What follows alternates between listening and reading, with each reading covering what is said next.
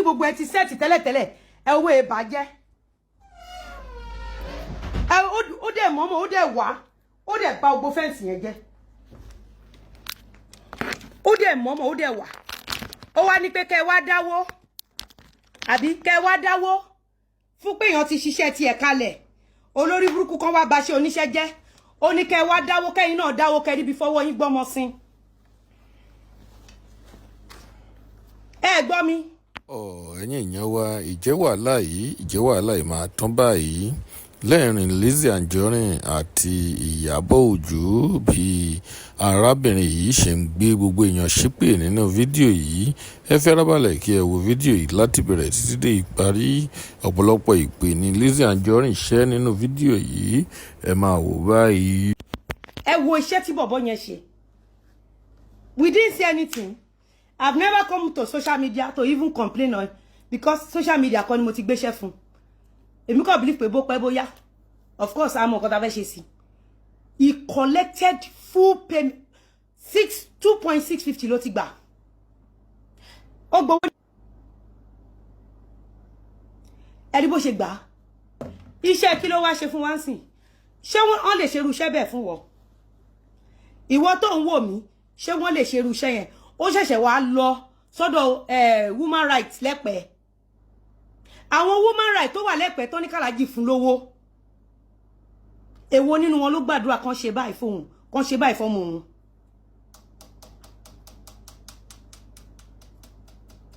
ẹ wo iṣẹ́ tó ṣe ó dẹ̀ wá tẹ bá mọye bag of cement tí ọmọ yẹn waste ẹni tó da gbogbo kíní yẹn nù tó bá jẹ́ wípé kò ṣiṣẹ́ pé òun àti Gistlover kan náà jọ pín owó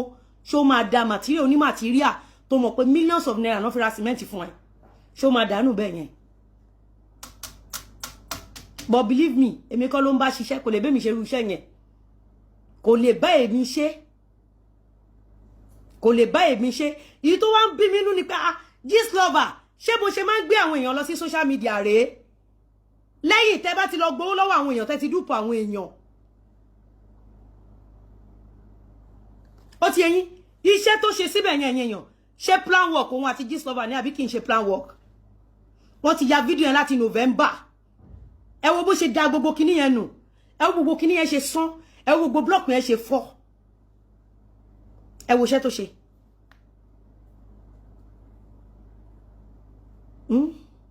mo máa ń sọ fún yín pé tí Gistlover bá ti post nǹkan tó bá ti lọ síbẹ̀ tó lọ believe Gistlover wàá mọ ìkorò lórí àwọn ọmọ ẹ torí ọ̀pọ̀lọpọ̀ àwọn èèyàn tí Gistlover ti bà láyé jẹ́ because some of them cannot use social media ìwọ náà máa bá wọn gbé wàá máa bá wọn kọ́ tiẹ̀ wọ́n ṣe máa kọ́ tiẹ̀ wọ́n ẹ máa kọ́ tiẹ̀ kiri nìyẹn at least èèyàn ṣiṣẹ́ project tó wà níbí báyìí 9 figure ni kò ṣe 6 figures ẹ wo fence àti rẹ no crack nothing fẹ́ǹsì wà ra dapa kò sí nǹkan kan tó ṣe everything àfihàn ẹ̀ mú bọ̀bọ̀ yìí dé ẹni tó mú bọ̀bọ̀ yẹn wá ó mọ̀ pé setup ni Gistlover ló tún máa sọ pé gbogbo nǹkan náà set ẹ up tí Gistlover bá ti set ẹ up tán òun ló tún máa gbé àwọn ọmọ olórí burúkú gé yẹn á tún gbé wọn síta àyẹn máa sọ pé ṣé gbogbo nǹkan náà set yín up ẹ rí wípé Gistlover ló máa accommodate gbogbo nǹkan tó jọmọ́ orí burúkú ẹ rí pé orúkọ ẹ máa ń feature níbi tí wọ́n ti ń ṣe orí burúkú